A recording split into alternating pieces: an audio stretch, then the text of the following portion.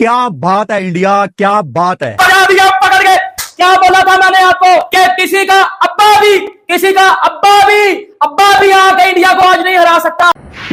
या अल्लाह, इतना strike rate भी होता है किसी का। अबे भाई, ये क्या किया है? यकीन करो, रिजवान और बाबर इस टाइम पे किसी चूहे की बिल में छुपकर अपने आप को कोस से मार रहे होंगे कि या अल्लाह, ये खुद क्या देख लिया हमने। ए खुदा, ये क्या चीज देखी है हमने। मैं जब देख रहा था कैरेक्टर हिंदुस्तान टीम का कि उन्होंने कमबैक कर लिया है, बच्चे आके मारेंगे तो फिर क्या हाल होगा भाई।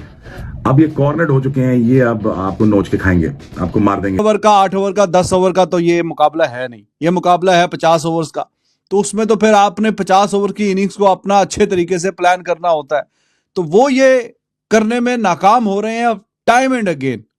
छोटे फॉर्मेट में भी हमने देखा, और ये बड़ा फॉर्मेट जो 50 ओवर वाला, और ये अभी की बात नहीं है, इनका वर्ल्ड कप भी 2023 का ऐसा ही था। क्या कमाल की विन हासिल की है इंडिया ने। यकीन करे, मैच देखकर मजा आ गया। मतलब मेरे पास वर्ड्स नहीं है लिटरली यार। इतना भी कोई मतलब जुल्म करता है। मैं वो कह रहा हूँ कि भाई हमें जाने दो, हमें नहीं खेलना इंडिया के साथ। हम यहाँ पर तो हम तो खेलने आए थे, हम तो खुद मतलब हमारे साथ खिलवाड़ हो गया। मतलब कि जिस इंग्लैंड की टीम को हम पता नहीं क्या समझ रहे थे, ये क्या हाल करेगी। क्या बात है, ढोल भी शुरू हो गया भाई। इंडिया जीतने वाला है तो भाई से ढोल भी शुरू हो गया।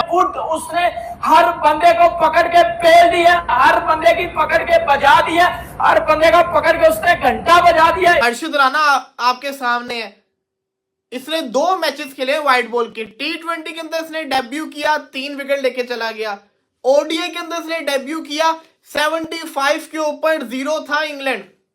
75 में 0 था भाई साहब, 0।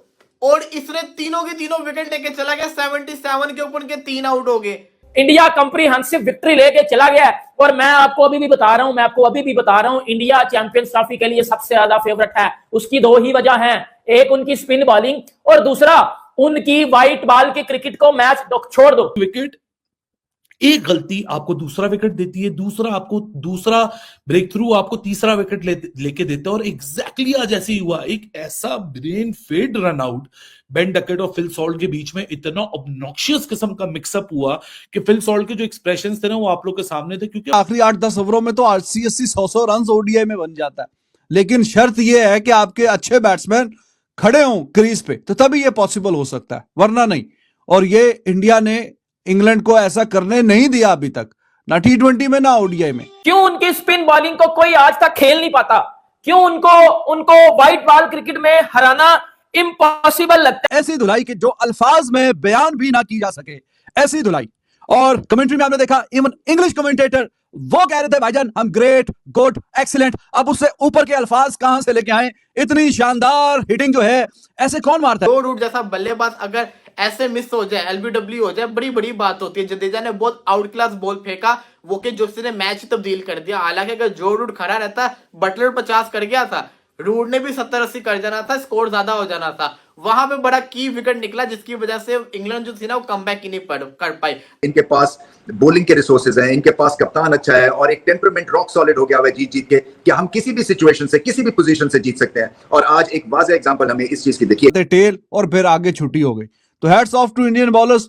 जडेजा बहुत अच्छा दिखा आज, उसने जिस तरीके से बॉलिंग करवाई, और बीच में जो रूट को भी बड़ी अच्छी मतलब बॉल बीट किया। That was a big wicket. 3 छक्के 5 चौके वो मार चुका था। साथ में बेन डकेट भी बड़ा जबरदस्त आगाज कर रहा था। लेकिन हर्षित राणा शुरू में वो बिल्कुल एक्सपेंसिव हुआ, लेकिन एक यंगस्टर की खुशी की बात मुझे लगी कि वो बंदा रेडी था उस चैलेंज के लिए।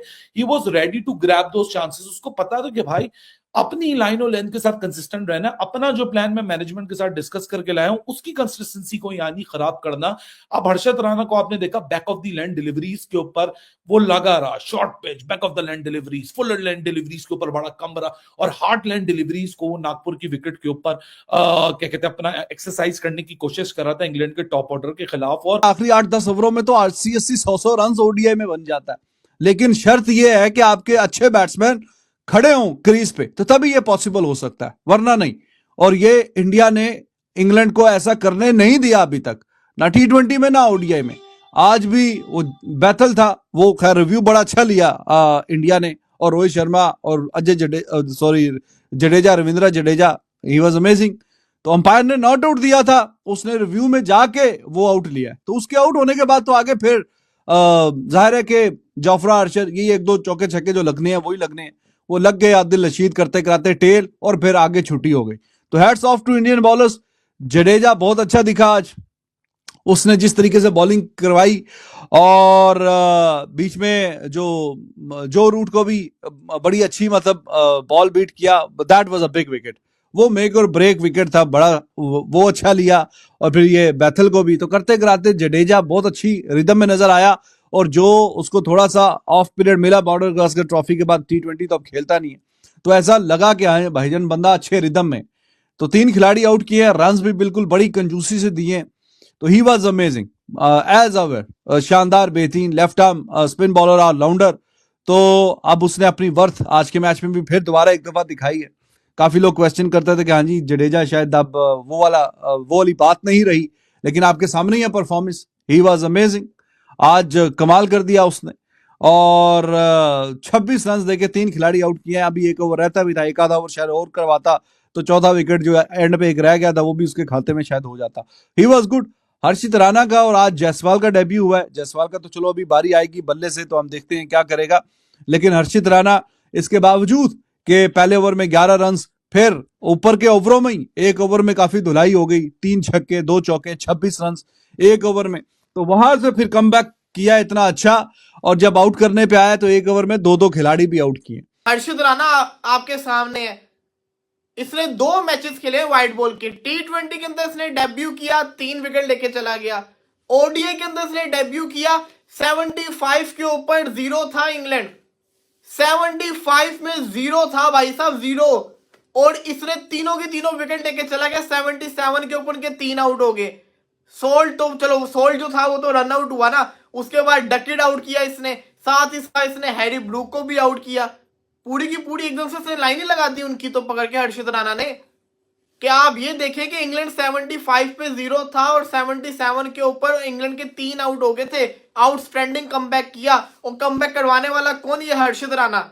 मतलब कि एक टेंशन खत्म नहीं होती, सामने दूसरी टेंशन पहाड़ की तरह यू सामने आके खड़ी हो जाती है कि भाई जितना खुश होना है हो लो, हुन नहीं छोड़ेंगे अपा। अब यहां पे आप बॉलिंग देखो इंग्लैंड का, आप खुद सोचो, जिस टीम ने 75 रन बगैर किसी विकेट के स्टार्ट दिया हो, वो 248 के ऊपर आउट हुआ हो। हालांकि ये बड़ी बैटिंग फ्रेंडली विकेट थी। पहले हर्षित राणा फिर जडेजा, आउटस्टैंडिंग बॉलिंग की गई। आज तो हर्षदीप भी नहीं खेल रहा था भाई साहब, उन्होंने हर्षित राणा को खिलाया हुआ था।